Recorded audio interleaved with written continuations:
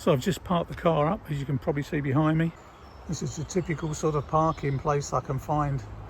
This is where I'm going to leave it while I go back for the boat. Should be fairly safe. I usually find these places, and it's a quiet little area actually, and I'm only a couple of 100 meters from the canal itself, which is fine, and I can get a bus from a few minutes walk away right back to where Bubbly Too is moored up. So yeah, it's worked out quite well today. So I've just dropped the car off up at Ashton by Stone, took the bus back, and now I have to walk through part of the Shugborough estate to get back to the boat. It's only about 1 kilometre, so it won't take long. It's a beautiful area, this, so the Shugborough estate. The Shugborough estate was owned by the bishops of Lichfield until the dissolution of the monasteries around 1540, and then passed through several hands until it was purchased in 1625 by William Anson. Just come through the first lock of today, come under Bridge 73 into the lock, and I'm now passing some boats just before Haywood Junction itself, where I'm going to stop for some water and get rid of some rubbish.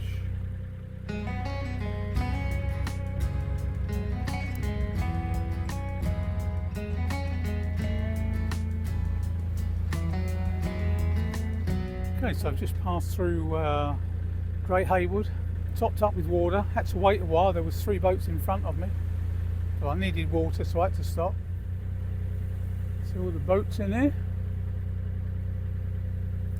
Seems pretty full. So I'm just approaching bridge number 76 and the second lock of the day.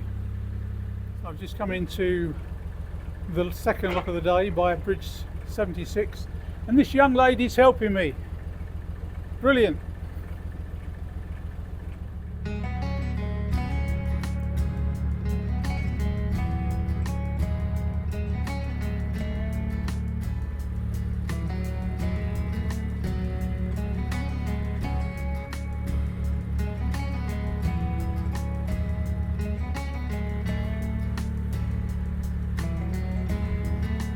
Another one of the mile posts along the canal.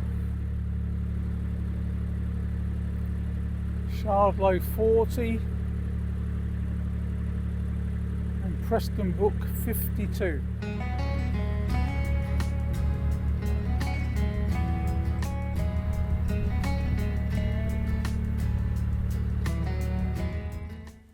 Coming into this lock, I could see that it was leaking really quite badly, so I had to be really careful not to flood the front of the boat by going too far forward.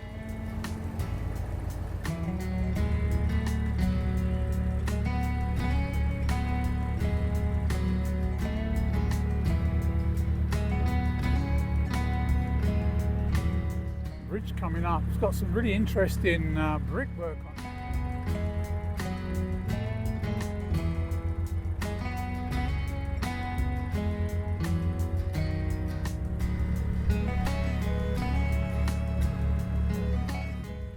So I'm just leaving my overnight mooring and making my way up towards bridge 90, where I'm going to hopefully moor up for a few days. Can't believe how chilly it is this morning though. I mean, you know, we're well into June and it feels really nippy this morning. So yeah, hopefully it'll cheer up before too long. Had 1 or 2 boats past me this morning in either direction. I've got 1 lock to go through today.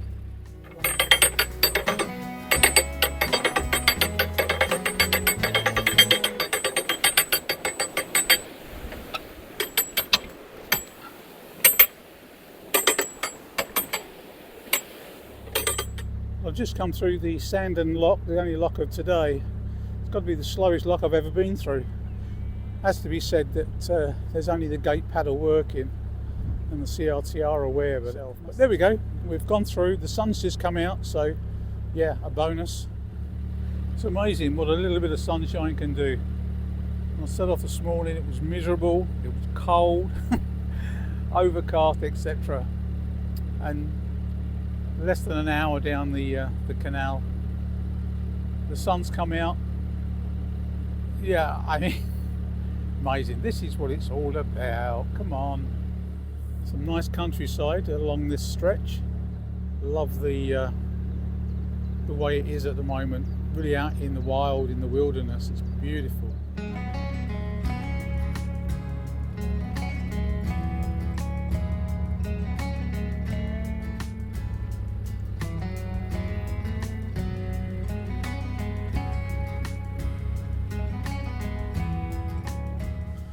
Yeah, these youngsters are getting pretty big nowadays.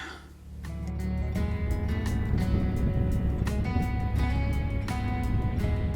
think this has got to be the smallest narrowboat I've ever seen. Quite incredible. It's only about 18 foot long, I reckon. So we are on the middle of June. We've just had a horrendous hailstorm.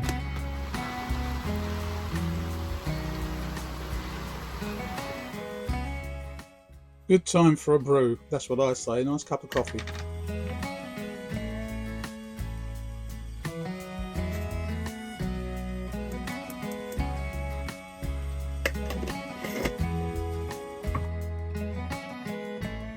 So I'm just getting ready to leave.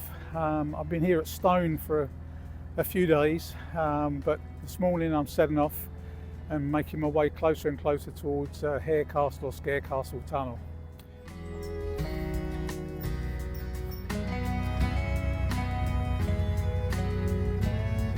Well, that's been quite a pleasant stop actually by Stone, or just before Stone, and yeah, just a pity the weather has not been better. It's been really quite overcast and had a little bit of rain, not much rain, but yeah, it's really heavy skies and a bit miserable when you consider we're in the middle of June. In fact, gone past the middle of June now, and it's still not really summery, but there you go.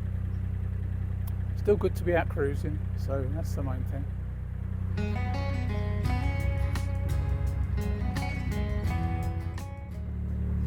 I'm just coming up to the outskirts of Stone Town at the moment. So these are the Stone visitor moorings. So I've just come into the first lock of the day, and I've been really lucky. I've got this gentleman here helping me, and there's a lady as well somewhere who's the waterways chaplain. There she is, the waterways chaplain. What's your name? Helen. This is Helen, who's kindly helping me through the lock with this gentleman up there as well. It's what they call yard lock, which is quite a deep lock actually. It's the second lock, and Helen, the waterways chaplain, very kindly rowed a bike forward and helped me on this one as well, which is really nice. This is looking back from inside yard lock by bridge 94.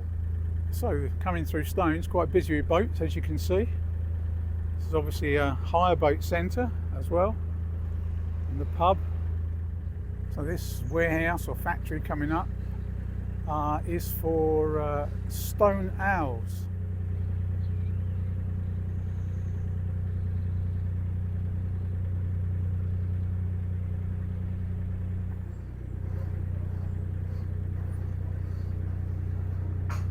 That looks a bit precarious, lads.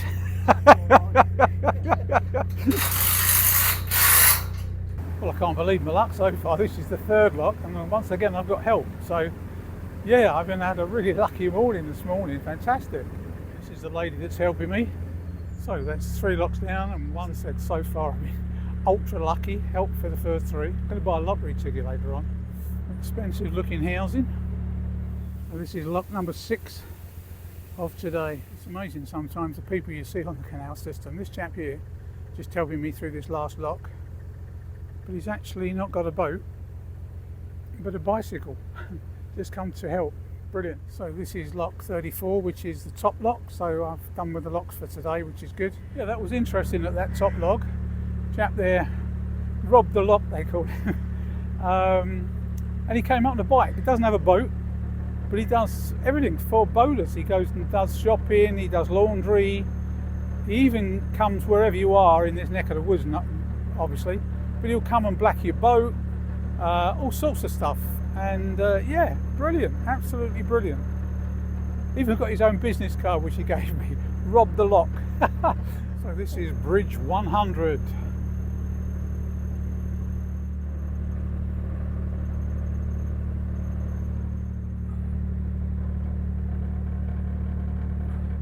Nice when you've got your own little private mooring spots.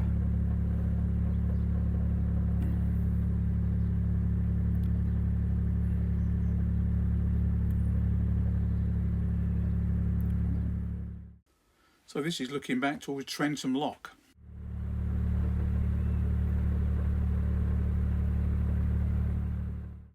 This is the old Dolby flint mill. obviously no longer used. And these two bottle kilns are part of the Cliff Vale works. So this is the Eritrea Junction, and I'm just coming out of the top lock, lock number 40, and now I'm lock 3 all the way up to the Harecastle Tunnel. Okay, so I'm just about to set off, final stretch before the Harecastle Tunnel. It's about an hour and a half from here, so not too bad. I have booked passage through at 3 o'clock this afternoon, but if I get there early, they say I might be able to get through earlier, but at least I've got a passage booked if I need to. These buildings are part of an old pottery. I think it's the Middle Port Pottery.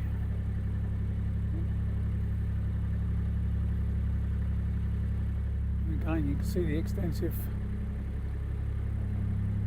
premises. Looks like up the top there's some brackets that would have been used as a pulley hoist, I would think, in days gone past. Another bottle kiln. Old buildings. All these works are abandoned now, though, obviously. So you can make out through the trees part of Westport Lake, which is owned by the Canal and River Trust, the nature reserve, with lots of walking and cycling tracks as well. So I'm only a short distance now from the southern portal of Harecastle Tunnel, quarter of a mile, half a mile. I've just noticed how different the colour of the water is here. If I show you, coffee orange, coffee brown and orange. And apparently it's caused by iron ore strata. See the colour of the water now. So this is the entrance to the famous Harecastle Tunnel, often referred to as the Scarecastle Tunnel. It's quite low apparently in places. It's cold and it's wet, I'm told, by the Canal and River Trust volunteer I've just spoken to. So this is it. First boat's just going through.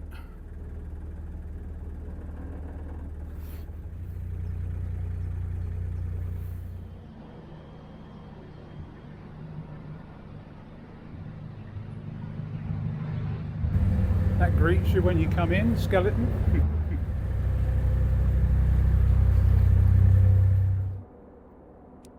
Has to be said, it's very noisy. You can hear in the background those big fans extricating the diesel fumes, and it's pretty cold and also pretty wet. Right?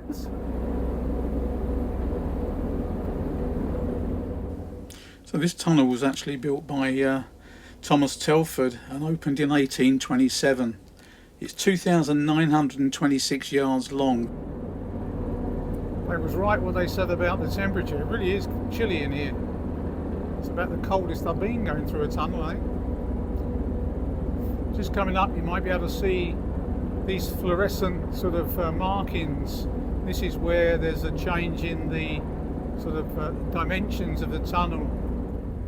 As you can see, it gets a little bit low in places. Certainly you can't stand up straight, that's for sure.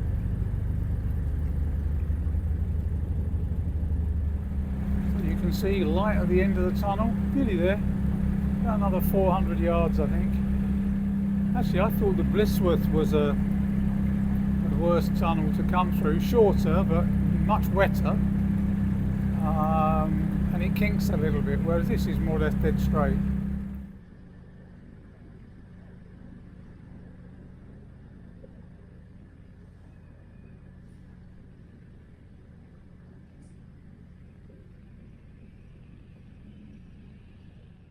So having come through the Harecastle Tunnel, I finally reached my destination, Macclesfield Canal. Okay, so I've just had a little sharp left turn, come under the bridge.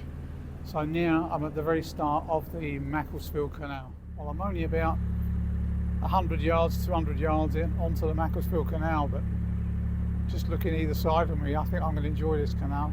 Beautiful, absolutely beautiful. Pity the sun's not shining because it would be spectacular.